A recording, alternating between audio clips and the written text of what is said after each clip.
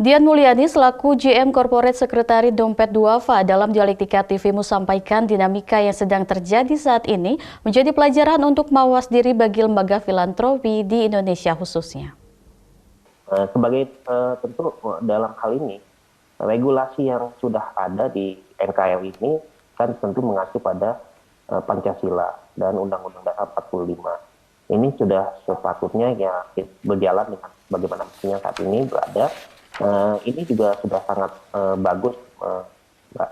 Namun perbaikan mesti dilakukan ke depan terkait tadi aspek kontroli pelaksanaan di lapangan, karena Indonesia gimana juga sangat luas. Apakah pusat bisa menjangkau semua sampai ke daerah kan juga tidak.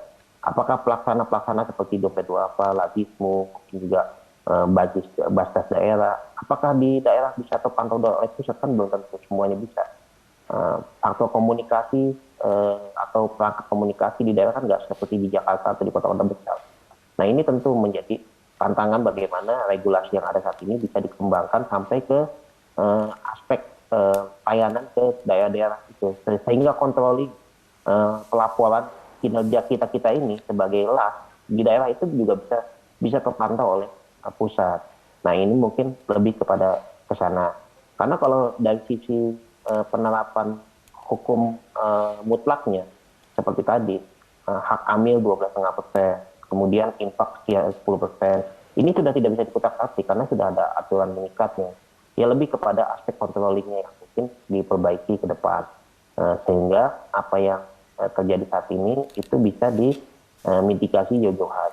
Dan mudah-mudahan kita semua sebagai bagian dari amil zakat di Indonesia ini tetap konsisten dan komitmen untuk membantu mustahik terutama ya, membantu muzaki menyalurkan rezekinya, kemudian juga membantu mustahik agar mereka bisa terukir senyum-senyum. Ini tentu kehadiran las seperti kita ini itu menjadi menjadi satu elemen tersendiri di pemerintah. Sebagaimana yang sudah kita lakukan, kita bisa menjangkau itu wilayah-wilayah terpencil, wilayah-wilayah terpelosok di negeri ini yang belum tentu bisa dijangkau oleh pemerintah. Ini kan harusnya kita saling mendukung satu sama lain dan saling menguatkan setiap usaha yang kita lakukan. Nah, maka regulasi yang harus didorong adalah regulasi yang bisa menguatkan kita semua dalam satu ikatan, selain ikatan uang Islamnya juga ikatan kenegaraan, bahwa kita dalam satu bingkai kebinekaan gitu. Jadi ini yang harus kita dorong ke sana, bukan saling mencurigai satu sama lain.